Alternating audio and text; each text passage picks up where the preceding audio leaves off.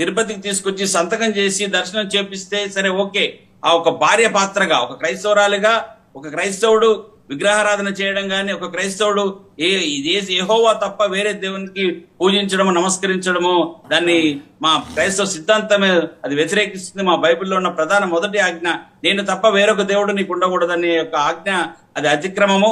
ఆ ఆజ్ఞను అతిక్రమం చేసిన రాజశేఖర రెడ్డి గారిని ఆజ్ఞ అతిక్రమం చేసి ఎన్నికల సమయంలో స్వామీజీలతోటి గంగలో మునిగి మెడలో సిలువేసుకుని గంగలో మునిగిన జగన్మోహన్ రెడ్డి ఏ విధంగానైతే ఆయన దానికి సంబంధించిన అది పరిహారం పొందిండో, ఈ పవన్ కళ్యాణ్ కూడా తన కొడుకు మార్కు యొక్క మరణం నుంచి కాపాడినప్పుడు మరి అక్కడున్న సింగపూర్ లో ఉన్న చర్చికి వెళ్ళి ఆయన కృతజ్ఞత ప్రార్థనలు చేయలేదు, ఇక్కడికి వచ్చి కూడా చేయలేదు. సరే, భార్యను తీసుకొచ్చి పూజ చేయించుండు, ఏదో అన్నదానం చేసిన పర్లే, కానీ ఆమె తలనీలాలు, ఎందుకంటే క్రైస్తవుల్లో ముసుగు అనేది చాలా ప్రధానం.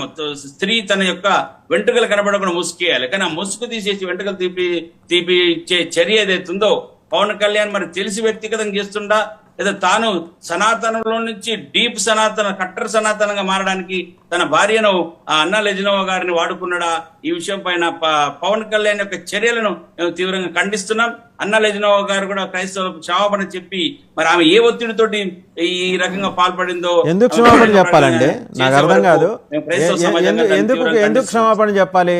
ఆవిడ నమ్మిన దైవం ఆమె బిడ్డను కాపాడారని ఆవిడ భావించింది, వెళ్ళి మొక్కుకుంది, ఆ మొక్కు తీర్చుకుంది, అన్నదానం చేసింది, సేవ చేసుకుంది. మీకు వచ్చిన అభ్యంతరం ఏంది? ఎందుకు క్షమాపణ